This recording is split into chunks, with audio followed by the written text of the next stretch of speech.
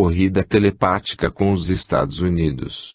No tocante à comunicação, a pesquisa das forças mentais, especialmente no campo da parapsicologia, sugere a substituição das energias atualmente empregadas por um tipo novo, mais sutil e poderoso que todas elas, o pensamento.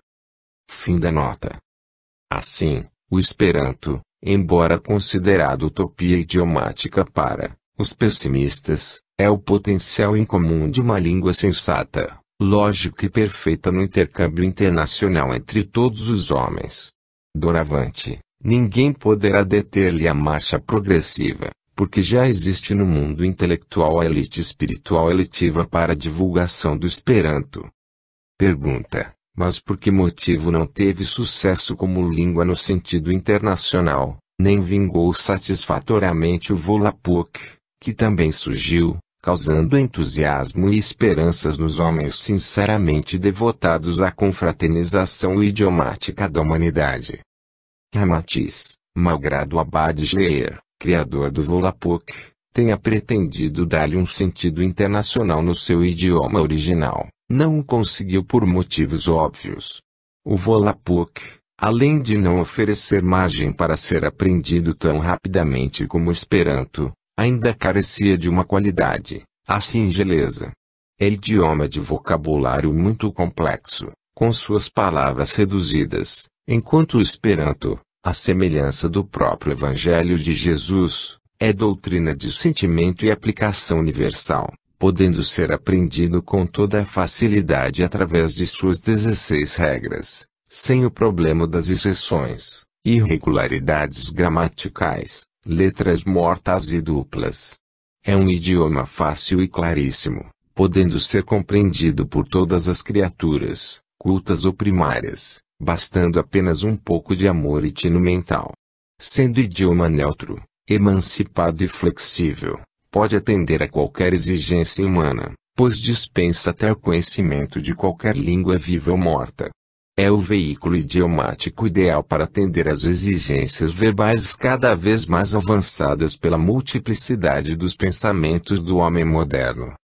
Ademais, como a administração sideral não opera sem um objetivo superior, o Abad Shleyer, criador do Volapük, foi um missionário precursor do idioma internacional Esperanto, cabendo-lhe a tarefa preliminar de efetuar um verdadeiro ensaio de auscultação e comprovação dos defeitos e imprevisões que pudessem surgir no futuro.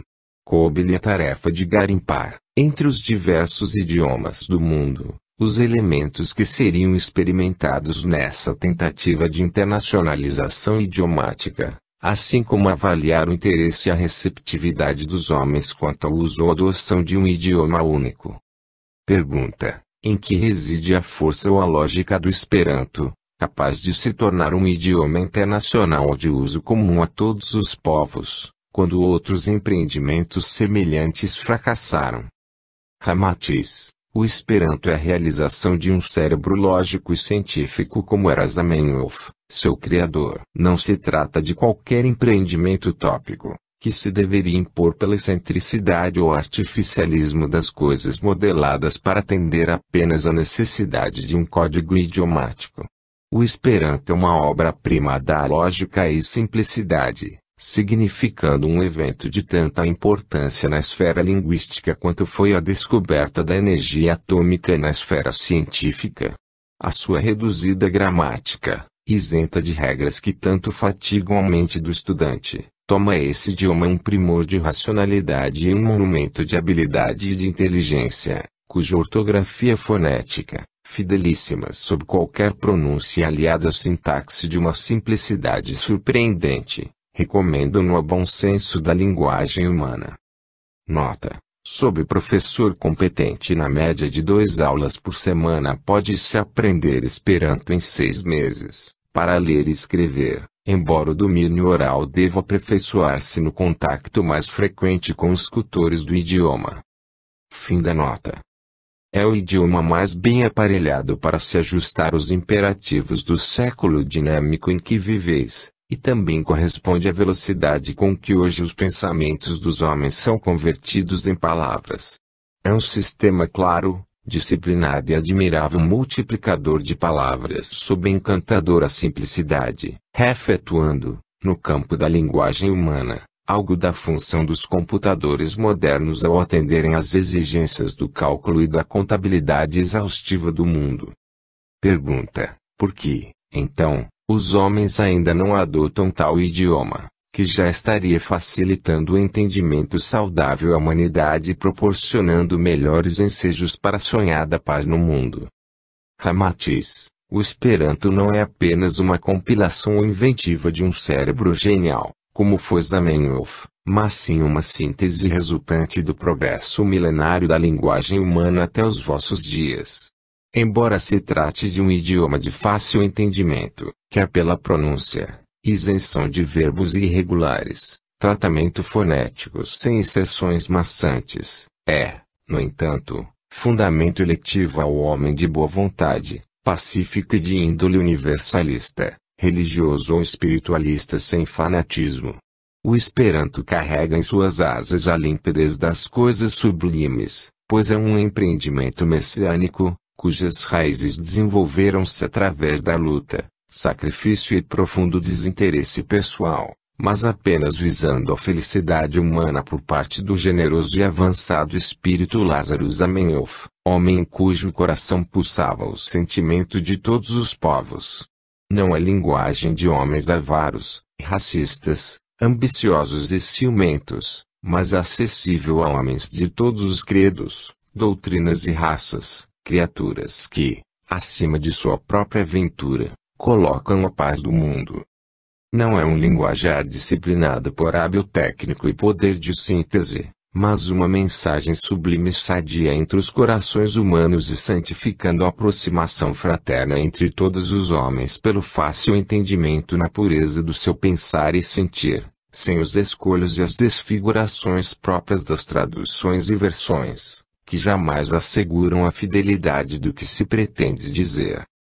Nota: é o que acontece na ONU, quando os delegados dos países participantes falam apenas 20 minutos, e depois são despendidos 100 minutos para os intérpretes ver. Tanto tem um linguajar tão diverso para um só idioma. Imagine-se a facilidade com que tudo seria efetivado através de um idioma como o Esperanto, num diálogo direto, comunicativo e de máximo aproveitamento de tempo para outras dezenas de assuntos. Fim da nota.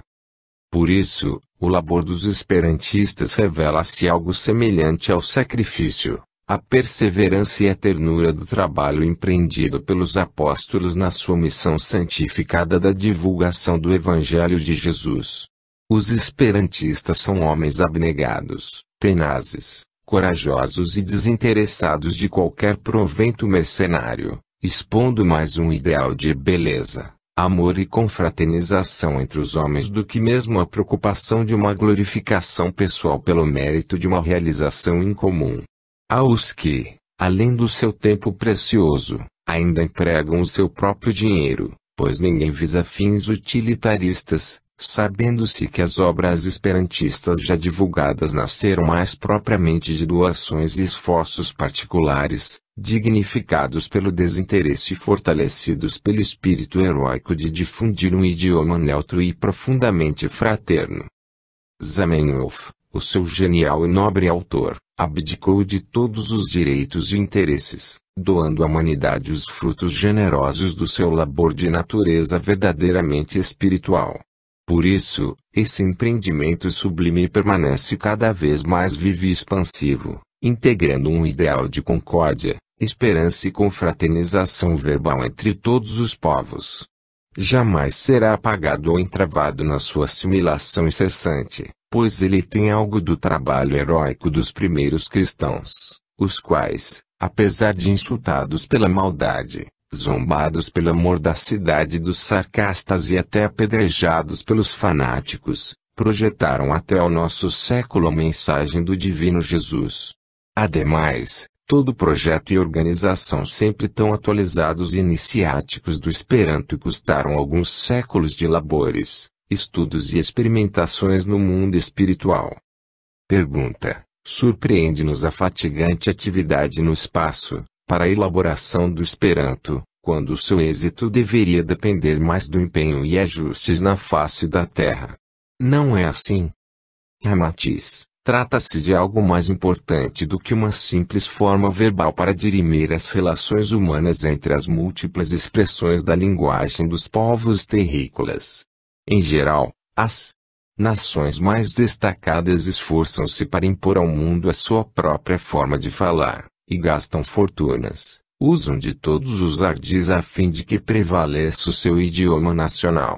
No entanto, nenhum idioma, seja qual for a raça, subsiste no tempo, pois muitas nações que pareciam indestrutíveis, hoje a história estuda eruditamente a sua língua morta. Ruíram em seu poder e glória e terminaram desaparecendo da face do orbe, restando apenas a tradição milenária. Em consequência, a administração sideral, ao cogitar da divulgação do Esperanto, pesquisou toda a gama de paixões, interesses e sofismas nas relações dos homens e diversas raças. Assim, fixou na essência do idioma internacional uma síntese ou fusão dos sentimentos, sonhos e ideais de ventura de todos os homens, numa vibração uníssona universalista e sem ortodoxia separativista de credos e religiões. Não se tratava de um instrumento exclusivamente de função verbal, porém de um idioma unificador e eterno, cuja adoção não humilhasse qualquer linguajar do mundo. Daí a força espiritual e fraterna em que se exalta do Esperanto a todos os povos, pois não magoa nem humilha qualquer sensibilidade, pátria ou raça. Não é acontecimento apenas submisso a regras idiomáticas simplificadas ou fruto do progresso humano, mas é de raízes espirituais milenárias, traz em sua intimidade um pouquinho do linguajar de todos os povos. É semelhante ao carvalho, que, ao brotar fragilmente na superfície da terra, já guarda no âmago silencioso da bolota um macrocosmo de sua futura configuração gigantesca. Pergunta: quer nos parecer que a própria humanidade ainda não está devidamente preparada para o advento do Esperanto? Não é assim. Ramatiz, sem dúvida, embora o Esperanto seja um idioma claro e fácil, realmente, o homem ainda não está suficientemente preparado para compreendê-lo e senti-lo. Além de simples mecanismo verbal, o idioma esperantista requer um estado de espírito eletivo à sua mais importante mensagem, que é a confraternização idiomática entre todos os povos. Mas, enquanto o troglodita ainda se afligia para articular os primeiros vocábulos originais da linguagem terrena, o Esperanto já era a cogitação dos mestres da predição, como tarefa de alta responsabilidade entre os trabalhadores da espiritualidade. Em verdade, o mais rudimentar dialeto falado no vosso mundo foi alvo de estudo e atenções de abalizados linguistas do plano espiritual. A linguagem humana não é mero produto de circunstâncias acidentais, mas um amálgama da expressão de determinados espíritos, que a articulavam no plano espiritual, e mais tarde efetivaram a sua materialização pela laringe carnal. Mesmo o grito inexpressivo do animal ainda é um efeito do psiquismo coletivo, que lhe dirige a espécie nos fenômenos e relações com o meio físico. Pergunta: o Esperanto, justamente por ser um idioma fonético muito simples em suas regras e vocabulário reduzido, deveria ter dispensado tantas preocupações técnicas e labores no mundo sideral. Não é assim.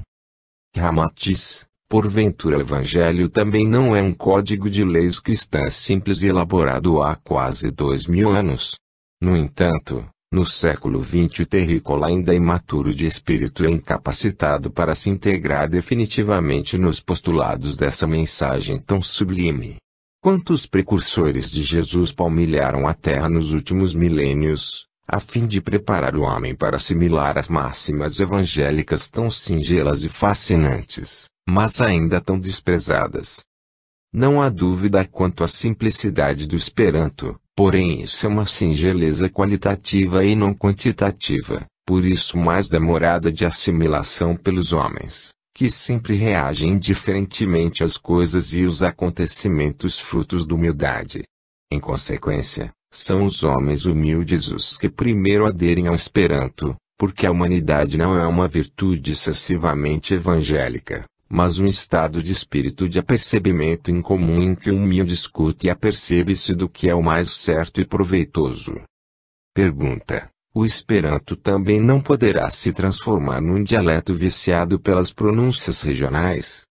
Ramatiz: a possibilidade de o Esperanto desnaturar-se como dialeto entre as viciações regionais foi devidamente prevista por sábios esperantistas desencarnados, que providenciaram uma fiscalização periódica na Terra, a fim de garantir a sua particularidade de língua neutra e internacional.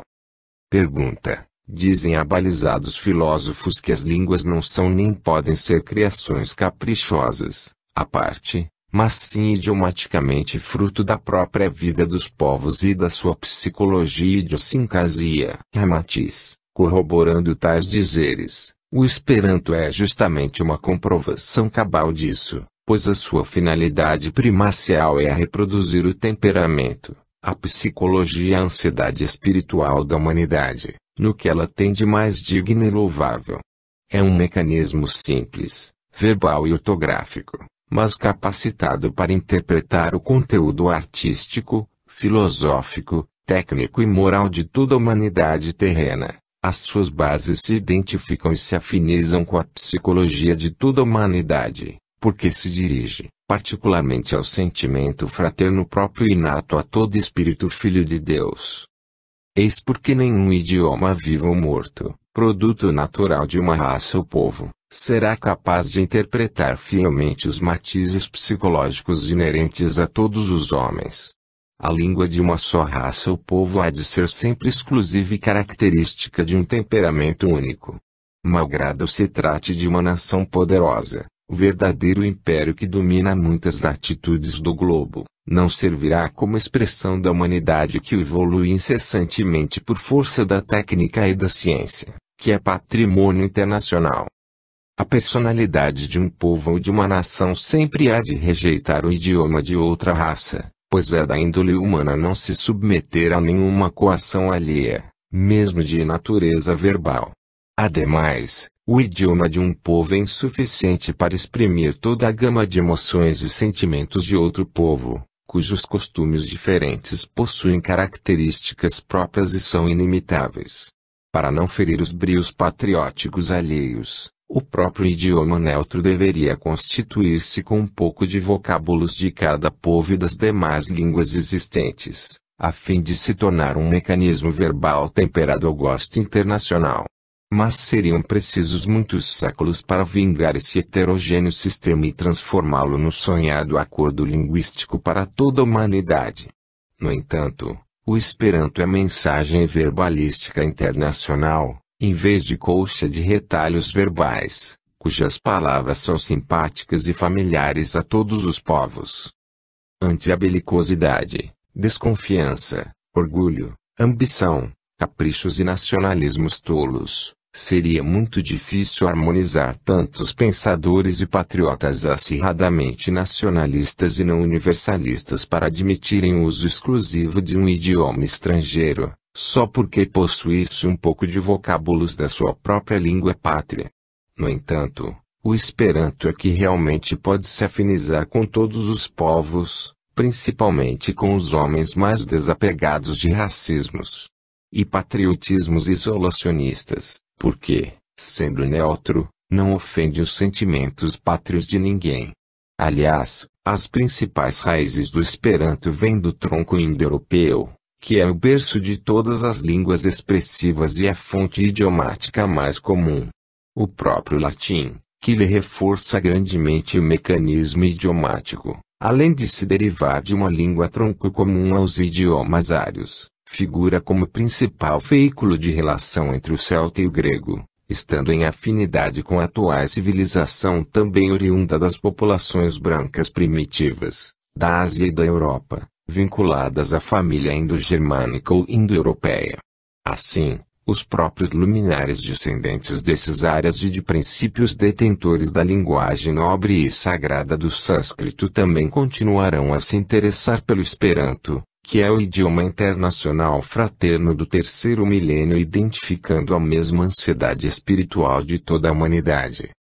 Pergunta: quais as características principais que asseguram o êxito futuro do Esperanto como idioma neutro internacional? Ramatiz: o Esperanto, como doutrina de sentimento e de aplicação universal, é agradável de ser aprendido e facílimo de manejar dentro do limite de suas 16 regras sem exceções e irregularidades gramaticais. Cada letra escrita corresponde exatamente a um som perfeitamente determinado, dispensando o trabalho complexo de se editar em vocabulários de pronúncia. Isso evita o que já tem acontecido com muitas línguas bastante divulgadas, cujos grupos de sílabas são pronunciados de modo diferente do que se costuma escrever. Os radicais que constituem a língua esperantista são de índole internacional e podem ser identificados em todos os principais idiomas do mundo. Na sua flexibilidade idiomática, eles atendem às mais complexas e múltiplas exigências verbais do homem moderno. Pergunta: certa fraternidade espiritualista, na Terra, informou-nos que a língua atlante será a mais alta expressão linguística de entendimento futuro entre os povos terrenos, em vez do Esperanto, o qual é vulgarmente fonético. E que já foram catalogados mais de 12.000 vocábulos da velha língua atlante traduzidos para atender ao idioma internacional. Que dizeis? Ramatiz: sob tal hipótese, melhor seria os filósofos terrenos adotarem como idioma internacional futuro o próprio sânscrito, que, além de conhecido há mais de 25.000 anos, é o principal ramo asiático das línguas arianas e se preserva nas escrituras sagradas dos hindus.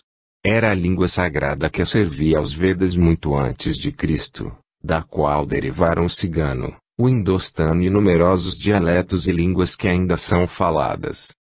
Embora a Atlântida tenha sido uma civilização importante há mais de 28.000 anos, e de que os astecas, incas e os egípcios ainda guardam vestígios artísticos e culturais herdados dos seus últimos anos de existência, ela também abastardou seu idioma, como fruto da decadência tão natural das nações que se degradam em seus costumes e enfraquecem, no final da existência, o seu poder linguístico.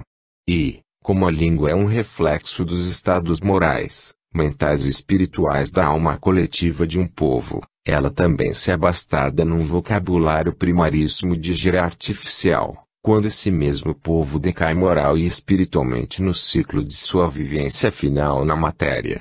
Isso aconteceu aos persas, fenícios, toltecas, astecas, maias e atlantes, assim como a certas nações atuais, que se degeneram após cumprirem a sua missão junto à humanidade. Em consequência, o extinto idioma atlante é insuficiente para expressar a natureza humana do cidadão do terceiro milênio, pois, além de pesadão e sobrecarregado de vocábulos incapazes de atender à ligeireza do pensar moderno, lembra a figura ridícula do carro de boi convocado para ser o moderno transporte nas ruas asfaltadas das metrópoles atuais. O homem atual quase precisa de um idioma feito de códigos e de chaves verbais, a fim de atender às rapidíssimas associações de ideias, que ultrapassam a capacidade comum de falar. Pergunta: mas o Esperanto também não poderá se deformar pela incorporação ou interpolação de outros vocábulos heterogêneos, ou com neologismos de alguns povos, tornando-se cheio de excrescências idiomáticas?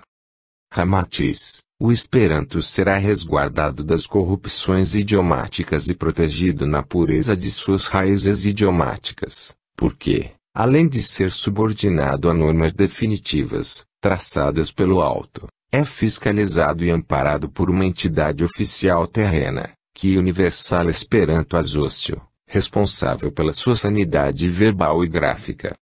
Essa organização, fundada no além há muitos séculos, depois foi concretizada na Terra por elementos devotados e experimentadíssimos no trato do idioma fraterno, os quais já se dedicaram a avançados labores linguísticos em vidas passadas. Os mais abalizados filólogos espirituais têm se vinculado à operação Esperanto desde o mundo oculto, escoimando o idioma de qualquer excrescência e corrupção. É uma assistência permanente e contínua, que aproxima esse idioma fraterno entre homens de linguajares diferentes, mas sempre na mesma convergência verbal e ortográfica. Poderíamos exemplificar que a água, acrescida de certas essências ou produtos vegetais, pode se transformar em xarope, vinho, café ou chá, mas, filtrada cientificamente, ela torna-se a água matriz, pois, eliminados os produtos heterogêneos, continua a ser o mesmo elemento em sua pureza iniciática. Ninguém poderá alterar a contextura e a natureza intrínseca do Esperanto, que, por vontade, fiscalização e vigília incessante, sempre há de resistir a qualquer neologismo ou interpolação inoportuna. E, se porventura tal coisa fosse necessária, por falta de previsão dos mais abalizados filólogos e linguistas, do mundo espiritual e físico, a máxima entidade esperantista é quem há de decidir. Porventura, mudais um acento tônico de uma palavra do vosso idioma sem a autorização e o exame prévio da academia responsável. Ademais, os homens que aderem ao Esperanto são cidadãos eletivos às coisas mais sensatas, simples, ternas e universais, indubitavelmente mais espiritualizados do que a massa comum, embora sejam sacerdotes, pastores, espíritas, esoteristas, rosacrucianos, teosofistas ou umbandistas. A simples adesão do homem ao idioma neutro esperantista já demonstra que ele é um espírito de natureza superior. É evidente que, sendo o Esperanto língua eletiva aos bons caracteres humanos, toda a sua experimentação inicial se faz através de homens sensatos, altruístas, coerentes, idealistas e principalmente fraternos. Quando o idioma for divulgado pelas classes incultas e primárias, o que se fará a partir do terceiro milênio, já se terá consagrado idiomaticamente no bom uso dos mais fiéis e experimentados. Em face da seleção espiritual de fim de tempos que a Terra está vivendo atualmente para promover-se a condição de um ginásio espiritual povoado pelos escolhidos à direita de Cristo, o Esperanto será o idioma eletivo, conquistando os corações dos homens bons numa verdadeira religiosidade fraterna. Pergunta: como entenderíamos essa religiosidade fraterna do Esperanto, quando se trata de um idioma ou mecanismo verbal, que julgamos sem qualquer relação com o sentimento religioso do homem? Ramatiz: é de senso comum que o termo religião provém do verbo religare, ou no sentido de religar a criatura aos princípios criadores, divinos. O Esperanto, inegavelmente, reflete no seu patrimônio verbal essa disposição terna e esperançosa, pois os seus vocábulos possuem algo de todos os povos, como princípios éticos que induzem o homem à confraternização universal. A sua religiosidade expressa algo do amor imanente em todos os seres, porque procura ajustar e unir a variedade de pensamentos e sentimentos da humanidade numa só expressão gráfica e verbal. É uma só expressão de sonoridade, grafia e verbalismo em qualquer latitude geográfica do globo. Elimina as barreiras emotivas produzidas pela diferença de diversos idiomas pátrios, que, na sua feição caracteristicamente nacionalista, repelem as expressões idiomáticas de outros povos. Pergunta: mas não poderia ocorrer alguma alteração na pronúncia do Esperanto, variando conforme o clima, a latitude ou costumes de cada povo onde for adotado?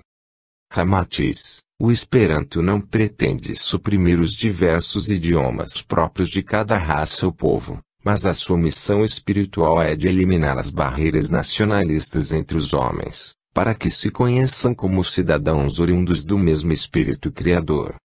Então o Esperanto será falado por todos os povos da terra e submisso a uma só disciplina, fiscalização filológica e pronúncia iniciática. A sua pronúncia é clara e doutrinariamente aceitável em todos os climas geográficos e por todas as índoles psicológicas. Não é de pronúncia extremamente aberta ou extremamente fechada, mas se efetua num meio termo, num tom médio de voz que muito facilita o ajuste de todos os povos e raças.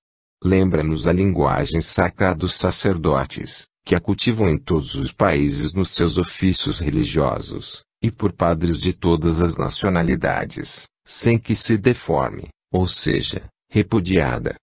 Pergunta: sob a vossa argumentação anterior, chegamos a crer que há homens eletivos e não eletivos ao Esperanto. Não se trata de um idioma de entendimento verbal e ortográfico, em vez de algo semelhante a um culto. Ramatiz: assim como há homens só eletivos para determinada doutrina religiosa ou espiritualista, certo tipo de arte ou filosofia, isso porque tais coisas são de ordem superior ao ser humano e atrativas num sentido de elevar o padrão de vida, o Esperanto também é uma doutrina verbalística e universalista, e aprendê-la e cultivá-la já é quase um culto de reverência à sua natureza incomum. Essa disposição de eletividade esperantista faz com que os seus cultores e intérpretes sejam justamente aqueles que se elegem para o cultivo da língua, procurando-a mais como um efeito de simpatia psíquica e necessidade decorrente de sua própria evolução espiritual. É de senso comum que o homem procura no mundo os meios mais afins e autênticos para expressar a sua natureza interior. Ao mesmo tempo que certas criaturas preferem igrejas católicas, templos protestantes, centros espíritas, terreiros de umbanda, lojas teosóficas, centros esotéricos ou cerimoniais rosacrucianos para festejarem a passagem do Natal e do Ano Novo, milhares de outras pessoas abarrotam os restaurantes, bares, boates e prostíbulos atendendo à sua eletividade espiritual. Os homens de sentido universalista hão de sempre procurar expressar os seus sentimentos, ideais e pensamentos através de meios que melhor representam esse estado de espírito independente de qualquer religião ou doutrina espiritualista. Essa disposição natural de eletividade ampla e sem barreiras sociais, religiosas ou profissionais, também os faz procurar o cultivo do Esperanto, como um complemento à sua índole superior na própria manifestação do idioma. Tais homens sempre estarão mais próximos ou vinculados a qualquer movimento de amplitude universal. Entretanto, os homens fanáticos, cruéis ou racistas, não se afinizam no seu egoísmo primário ao jugo fraterno, suave, simples e internacional do Esperanto, que é um veículo de relações incondicionais e não exclusivo de pátria, raças ou povos isolados. Os homens sem vocação para a solidariedade humana e confraternização entre raças e povos, que se apegam aos extremismos nacionalistas, não perdem o seu tempo no cultivo de uma língua neutra e internacional, contrária ao seu temperamento, interesses e pontos de vista. Pergunta: dissestes da semelhança do Esperanto com o Evangelho do Cristo. Como poderíamos apreciar essa conceituação algo incomum? Ramatiz: a semelhança entre o Esperanto e o Evangelho provém de que o Esperanto é também um código verbal certo e igual para todos os homens. É de qualidade essencialmente afetiva, porque é eletivo às criaturas de boa índole, que se simpatizam com os movimentos universalistas. A sua mensagem messiânica, já o dissemos, está acima das orgulhosas barreiras raciais e dos patriotismos exagerados. É um admirável multiplicador de frequência verbal confraternizando povos e tornando-os mais entendíveis, cujo entendimento verbalístico é sem ferir preconceitos humanos. É linguagem simples, fraterna, humilde e exata na sua expressão endereçada à humanidade, assim como o Evangelho eterno, humano e autêntico na sua mensagem espiritual. E assim como o Evangelho se estriba no holocausto de Jesus, o divino amigo do homem sacrificado por causa da confraternização humana, o Esperanto também erigiu-se sob a égide do heróico e abnegado Lázaro Zamenhof, que suportou calúnias, agressões, infâmias e prejuízos totais para compor e oferecer a sua mensagem fraterna e de esperança para unir a humanidade. Por isso, o Esperanto não evoluiu como as línguas comuns, da terra para o céu, como um conjunto verbal considerado o mais ideal experimentado entre os homens de várias raças, mas é dádiva do céu por intermédio de um medianeiro espiritual, como foi Lázaro Luiz Zamenhof, cuja vida digna e crística correspondeu integralmente à missão eleita pelo alto. Pergunta: por que o Espiritismo também se devota à divulgação do Esperanto, quando isso não devia ser um movimento à parte exclusivo da entidade esperantista, responsável por tal missão? Ramatiz: toda instituição, doutrina, credo ou movimento espiritualista, que aspire a unir e confraternizar os homens deve se obrigar à divulgação do Esperanto. Num mundo onde a palavra falada ou escrita ainda é o principal agente de intercâmbio dos pensamentos humanos, o cultivo da mesma linguagem torna-se abençoado recurso para mais breve fusão emotiva e sintonia psicológica, entre as criaturas separadas pelas mais distantes latitudes geográficas.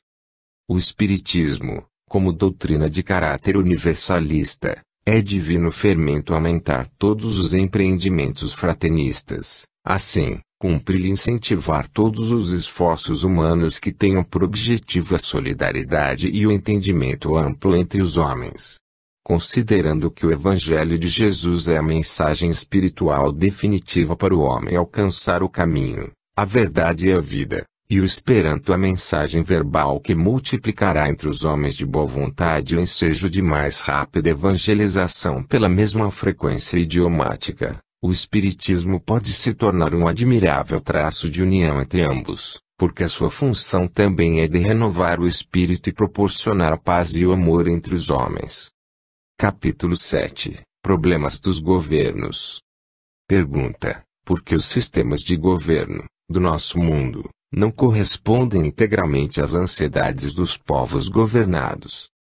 Ramatiz: conforme conceitua a lei espiritual, a cada um será dado segundo as suas obras. Assim, também justifica-se perfeitamente o velho refrão popular, de que o povo tem o governo que merece. A humanidade terrícola ainda é insatisfeita e turbulenta, dividida em agrupamentos nacionalistas adversos, doutrinas religiosas e credos separativistas, a defender interesses exclusivos em conflitos recíprocos. Os povos da terra são belicosos, egotistas, indisciplinados, ciumentos, avaros, racistas e orgulhosos, quando se trata de nações poderosas e dominantes, mas choramingam, lastimam-se quais vítimas injustiçadas, depois que se enfraquecem ou são humilhados nas guerras pelos adversários vitoriosos. As nações lembram as criaturas descontroladas em suas emoções, capazes de atingirem os piores extremos de ambição e violência, quando fortes e independentes, mas que se acovardam, servilmente, ao tombarem dos seus pedestais de vento. Os povos gritam e protestam contra os seus dirigentes, taxando-os de políticos ambiciosos, corruptos ou venais, porque eles não lhes satisfazem integralmente as pretensões pessoais. Mas esquecem-se de que são governados por homens da mesma fonte humana, ou gerados do meio ambiente, os quais apenas refletem as idiosincrasias do todo que é governado.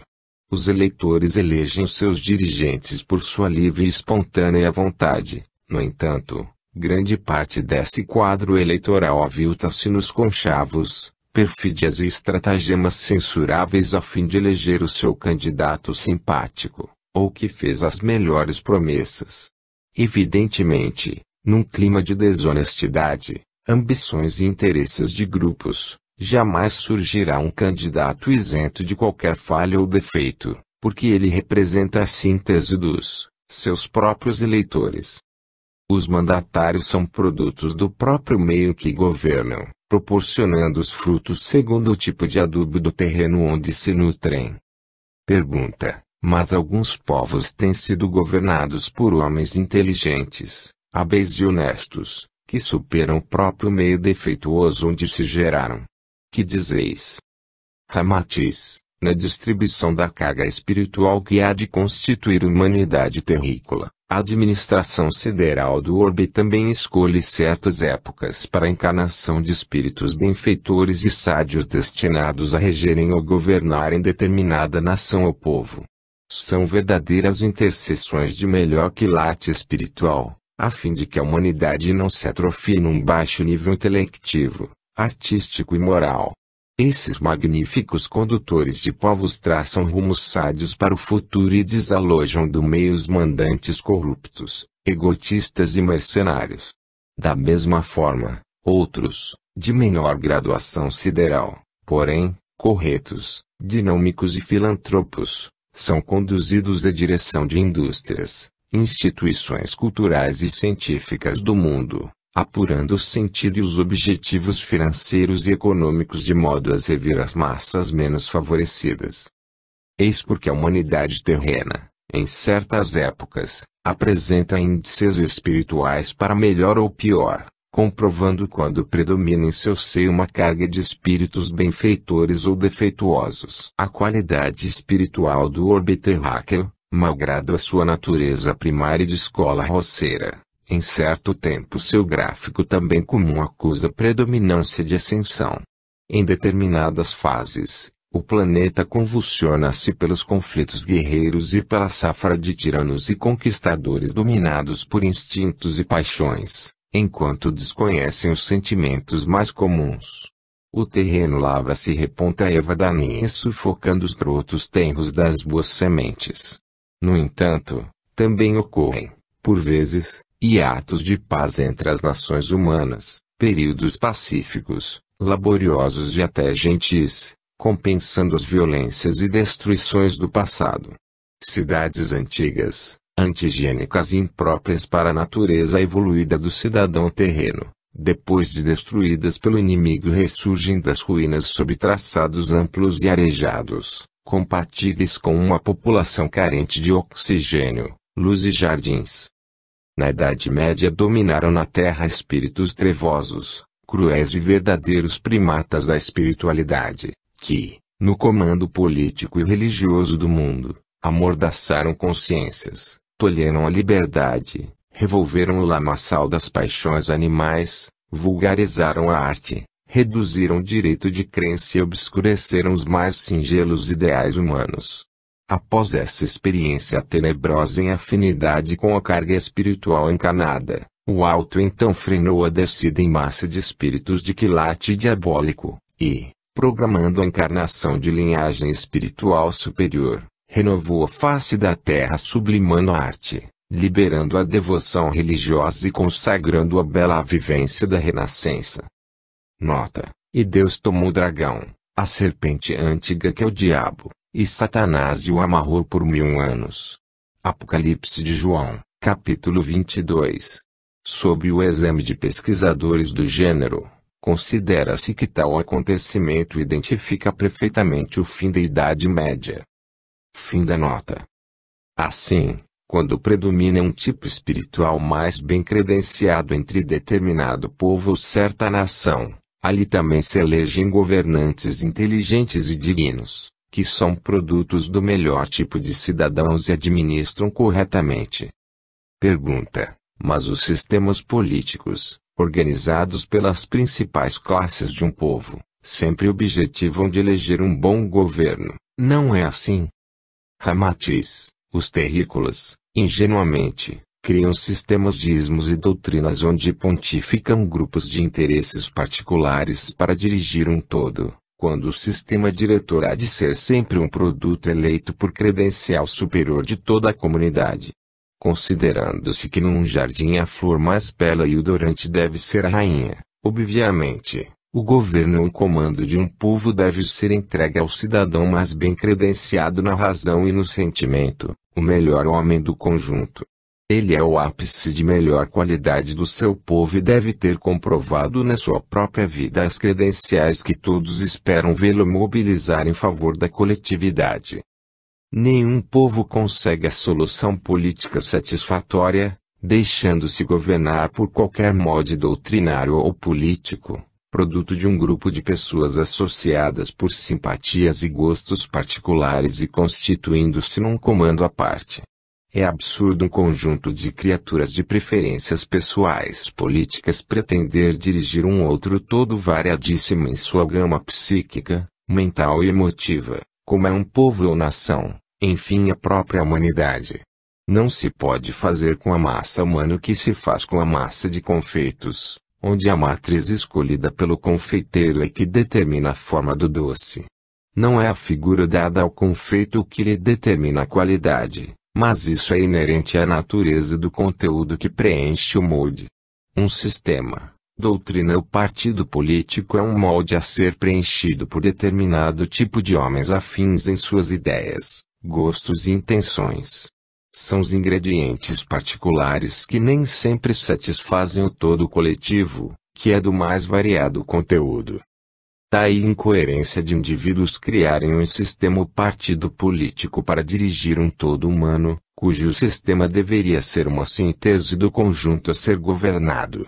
É algo como a disciplina e o equilíbrio que existe na função dos diversos órgãos do corpo humano, que para sobreviverem mutuamente submetem-se à regência do cérebro, isto é, à síntese comandante do próprio conjunto orgânico. Ele não particulariza, mas comanda cada órgão de acordo com a sua função e necessidade, atendendo especificamente o equilíbrio e a harmonia do conjunto. Tornar-se ilógico que o fígado, por exemplo, resolvesse criar um sistema baseado na sua própria função hepática, pretendendo com esse hepatismo governar as necessidades de todo o corpo humano.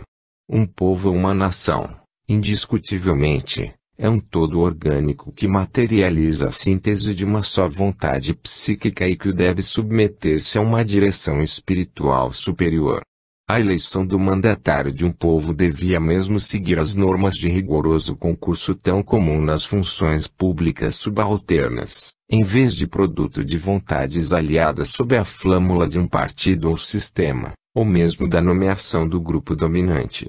É preciso que esse homem selecionado para o elevado cargo público apresente, tanto quanto possível, o mais alto índice de sabedoria, razão e sentimento investigados no seio do conjunto a ser governado.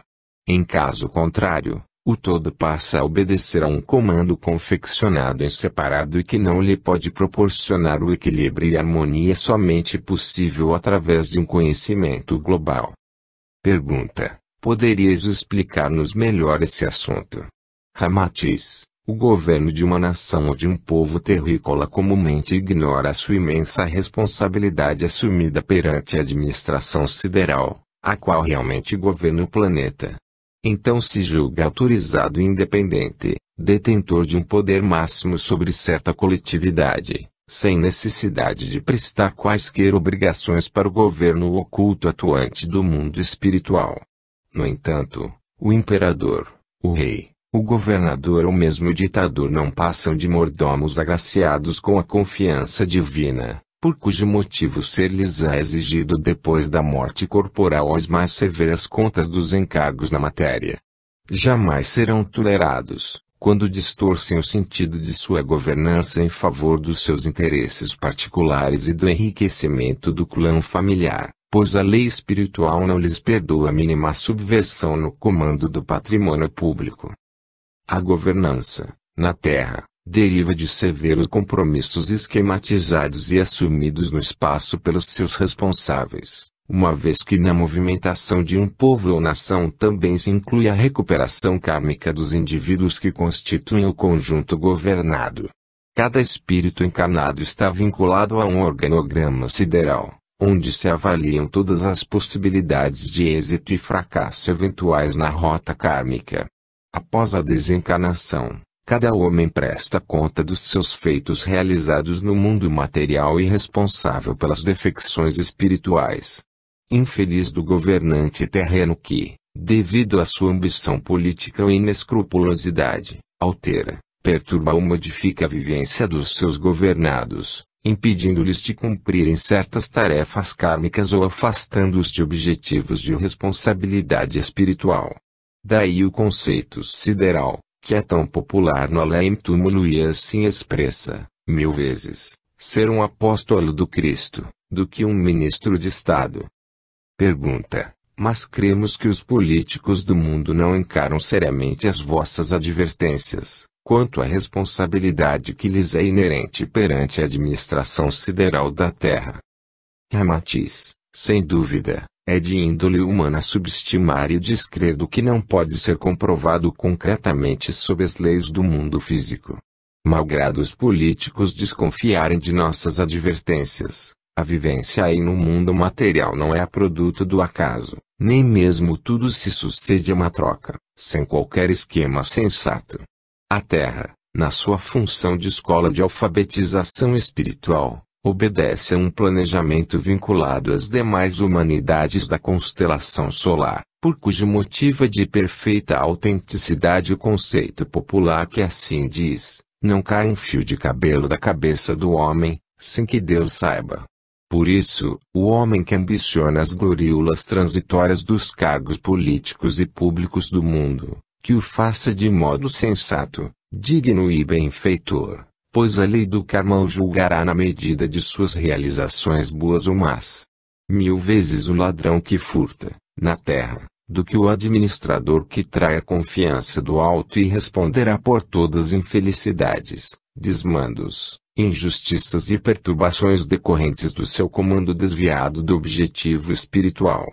Segundo a justiça divina, a sementeira é livre, mas a colheita é obrigatória.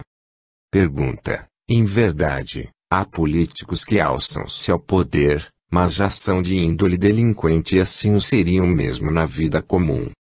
Ramatiz: não opomos dúvida, muitos políticos falazes e corruptos não passariam de reles vigaristas ou ladrões vulgares, caso não lhes houvesse ocorrido o acidente de se guindarem a administração ao poder público.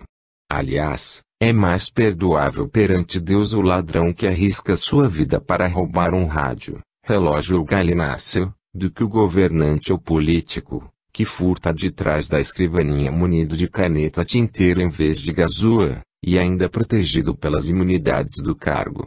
É preferível um vigarista que engane o otário ambicioso, do que o homem público a zombar de milhares de eleitores aliciados para o elegerem vereador, deputado, prefeito ou governador.